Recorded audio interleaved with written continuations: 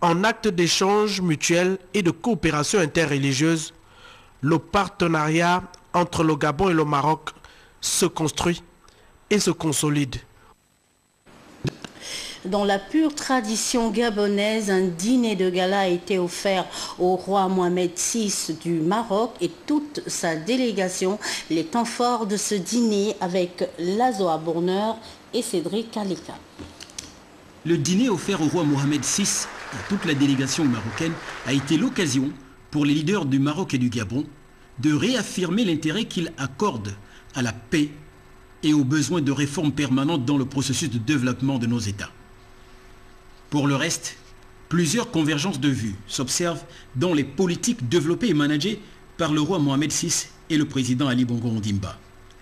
Le chef de l'État gabonais apprécie les réformes initiées au Maroc, réformes qualifiées de courageuses. Ali Bongo Ondimba salue l'engagement du Maroc à investir les commissions de paix sur le règlement des conflits sur le continent. Je salue l'initiative marocaine d'une conférence des pays africains riverains de l'Atlantique qui démontre à juste titre l'intérêt que le Royaume du Maroc attache à la sécurité et au développement des 23 pays africains côtiers de l'Atlantique Sud. Par ailleurs, je soutiens fermement votre pays dans sa démarche visant à adhérer à la zone de paix et de coopération de l'Atlantique Sud.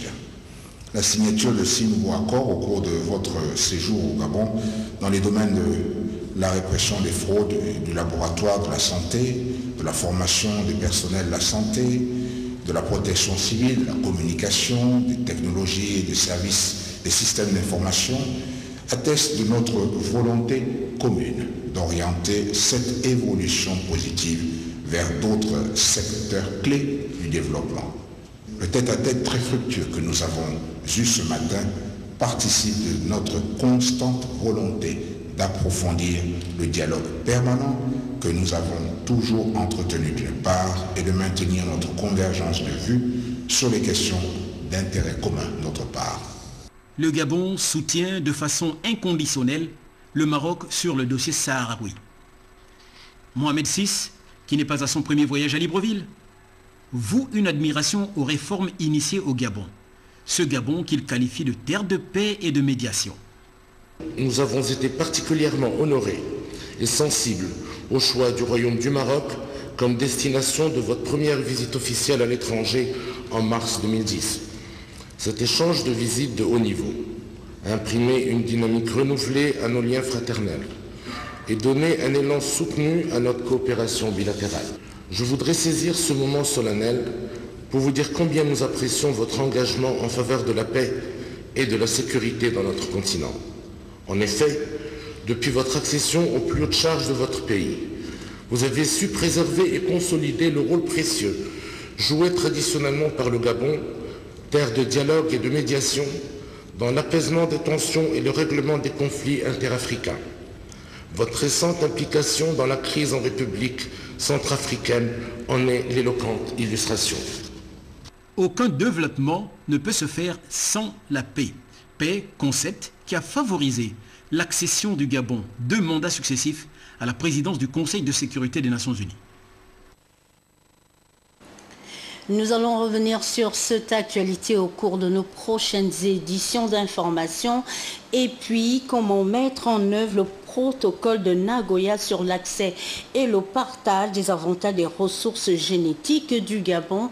La question était au centre des échanges entre le Premier ministre, quelques membres du gouvernement, l'avocate Madame Blair, le compte-rendu de Templar Eban Abessol, Olivier Antonio.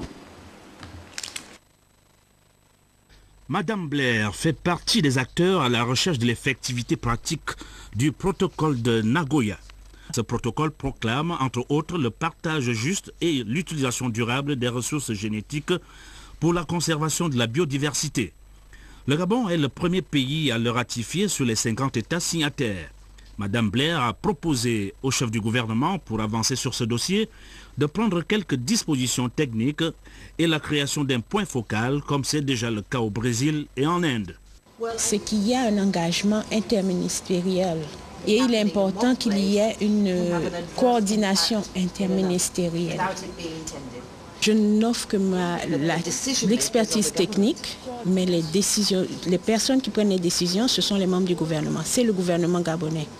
C'est important que cette richesse soit exploitée d'une manière durable et que les bénéfices de l'exploitation de ces ressources soient partagés par tous, y compris les communautés locales.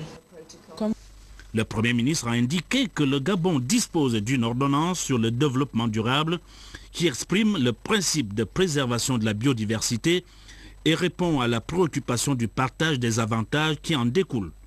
Il y a lieu maintenant, estime Ndonsima, de vulgariser le contenu du protocole de Nagoya, de se doter d'un organisme approprié pour sa mise en œuvre et d'y apporter les amendements nécessaires le moment venu.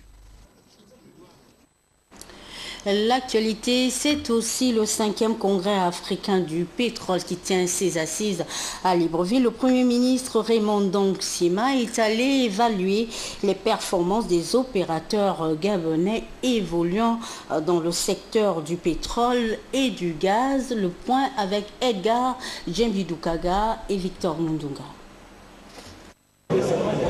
Le Premier ministre gabonais a fixé le cap des échanges entre les quelques 200 opérateurs du monde pétrolier africain présents à travers ces stands. Les opérateurs du secteur pétrolier gabonais, Adax Petroleum, Tullow Oil Gabon ou encore GM Energy, ont dit au Premier ministre leurs ambitions. On fournit les services qui sont affichés derrière moi, la filtration de la saumure, le wellbore clean-up, le mixing, le pompage, et aussi les produits chimiques qui sont utilisés dans la production.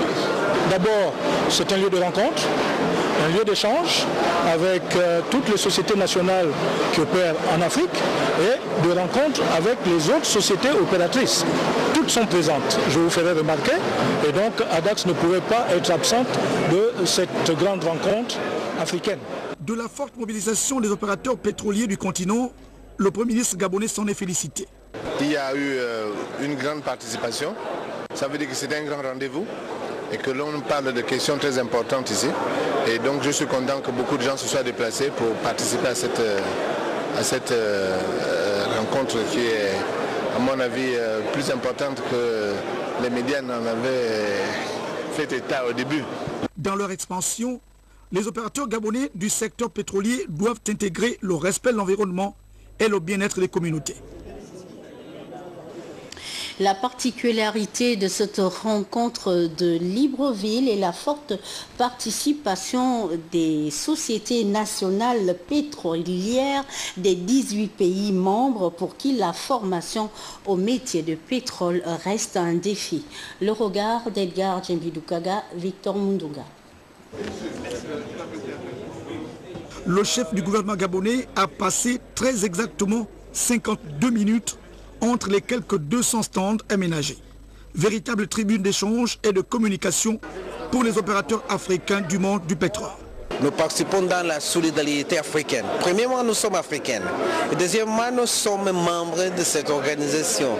Et comme membres, alors, il faut faire un intercambio d'informations, faire l'échange d'intérêts entre nous comme compagnie et l'autre compagnie africaine et les compagnies du monde.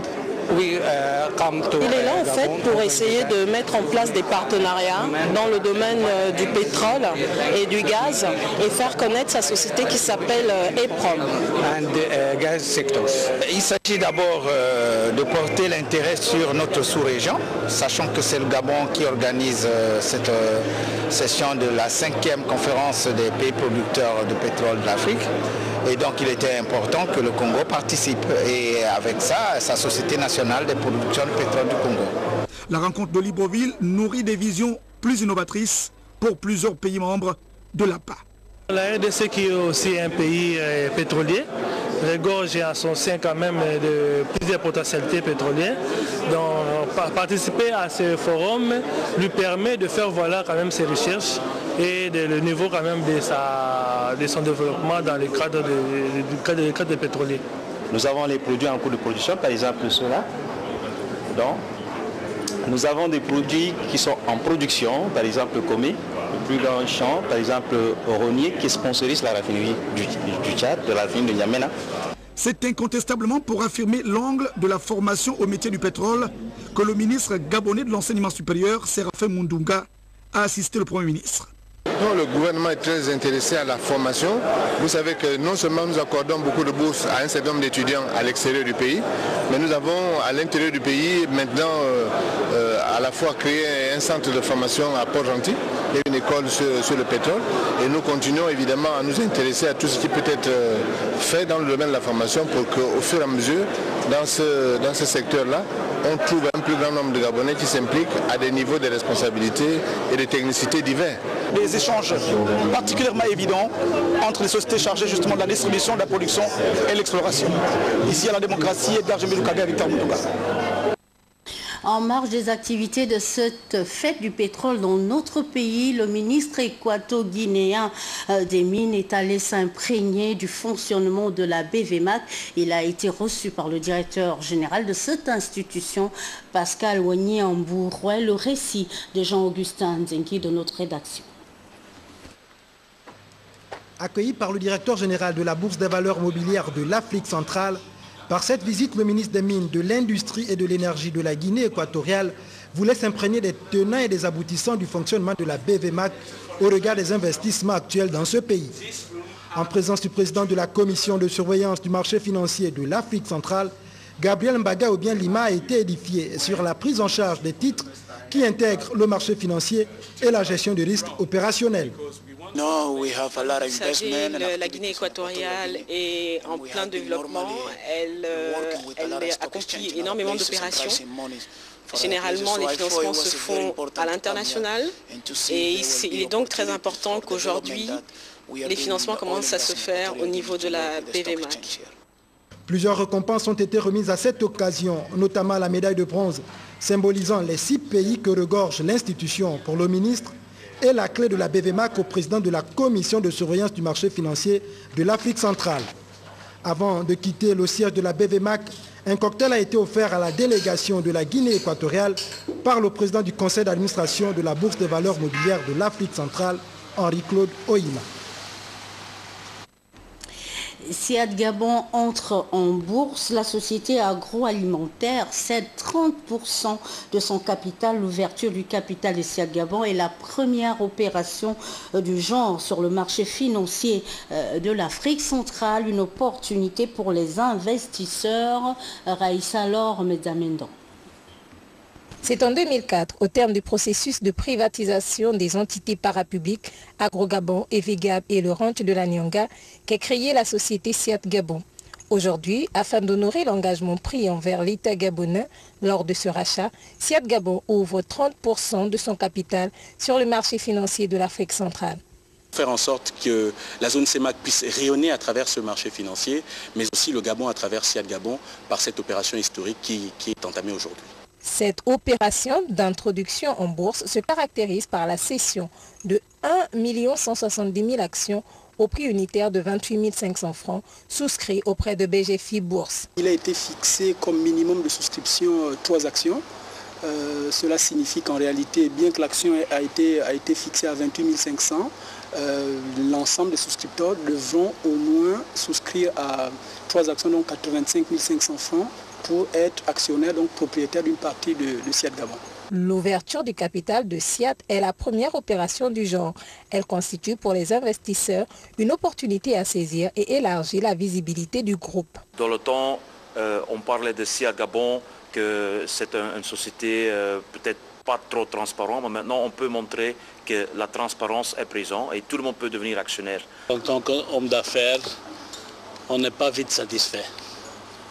Mais en général, je peux dire que notre présence au Gabon depuis 9 ans a été satisfaisante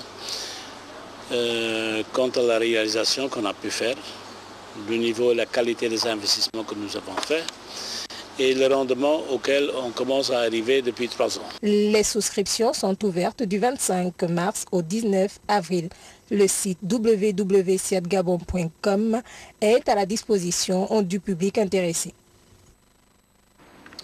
Nous l'apprenons à l'instant, David Elamita est l'administrateur provisoire de Gabon Télévision.